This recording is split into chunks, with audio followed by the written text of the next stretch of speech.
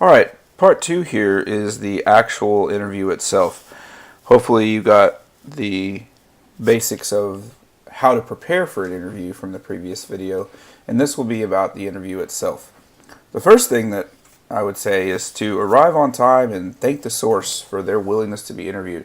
I think this is probably the most important thing Katie Couric addressed in that video that hopefully you took a look at, which was that treating your interviewee with respect and courtesy, and in addition to treating the interview with importance, is the best thing you can do. Again, it's a big challenge at times for us, especially as student journalists, to make sure we've done all that we can and doing it in a timely fashion, especially with the kind of the hustle and bustle of the school day.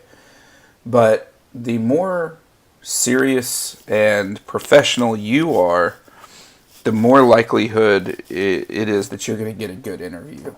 If you seem sort of flustered and rushed, so likely will your person you're interviewing. So being courteous, being on time, treating this with sincerity and seriousness. I always recommend recording the interview.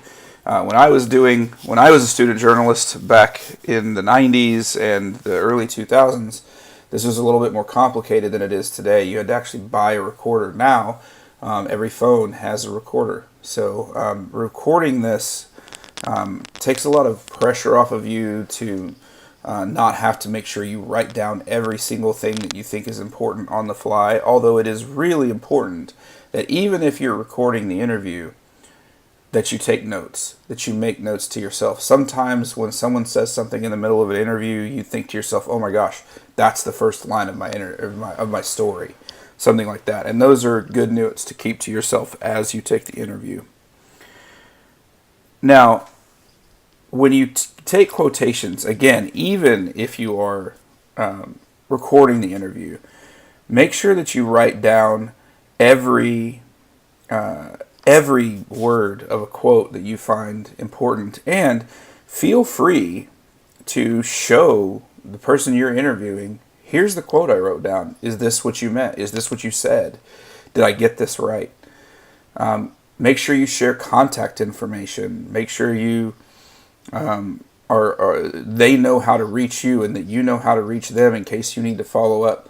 The thing is that a lot of times people think, well, I did an interview, I gotta just sort of like keep it, I did my recording, I'll go back and construct this story back in secret of my laptop or whatever.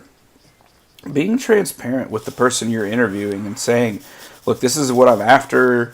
Does this sound accurate? Did I get this right?